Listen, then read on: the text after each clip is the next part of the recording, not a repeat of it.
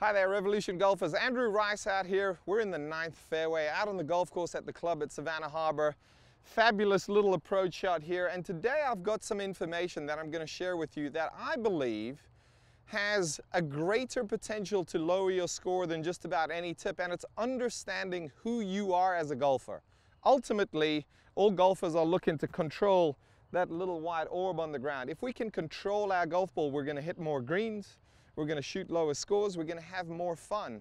And I've got 3 little pieces of information that I'm going to share with you today that I think are very important. Number 1, I know that this 7-iron that I've got in my hand, I've got 165 yards here to a front left pin. I think you can see it, it's cut right over the bunker. It's a tough shot, okay? It's a tough shot, but I need to know what my carry distances are. If I go, well, 165, I hit my 7-iron 165, and you only carry it 155, in this situation you're going to get in trouble. You're going to end up in the bunker, even with a really well-struck shot. So go with your carry numbers rather than your total numbers. It's what all the tour players do, and it helps them to hit more greens and shoot lower scores. Number 2, I attempt to play a little bit of a fade. Okay, that's my preferred shot. I like to hit that. I find when I do that, I shoot better scores.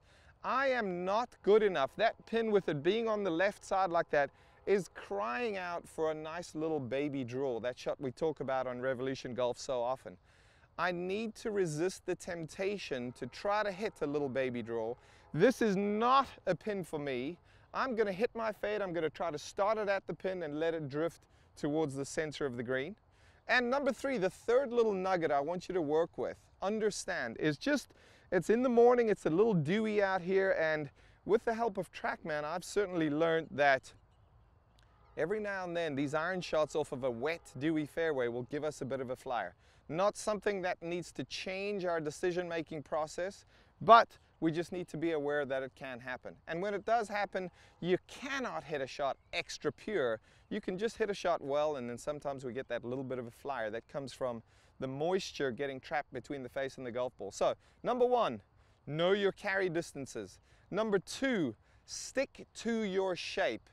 I don't think many of us out there are good enough to be able to say, hey, I'm going to draw this, I'm going to fade this, I'm going to hit this low, I'm going to hit this high. It would be nice, that's certainly the objective, but stick to your shape. And number 3, be aware that wet mornings, you might get a flyer.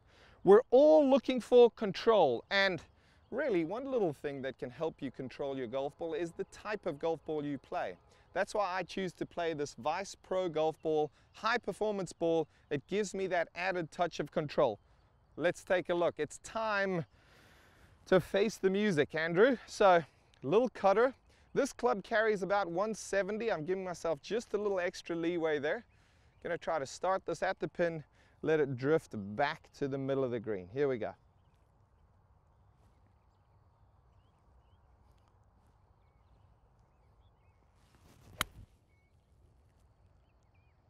Let's see, it did exactly that. Is it enough? Oh, and it just short, took quite a big bounce. Just on the right side of the green. I know it's difficult for you to see that. It's about 30 feet pin high to the right of the pin. I'll take it, especially for a tough pin like that. Revolution golfers, I am here to help you play better golf, and I certainly hope some of these tips are helping you. If you have any comments, questions, concerns, they really do help me provide you with better tips. So please keep them coming, leave them below. I'll respond to as many as I can.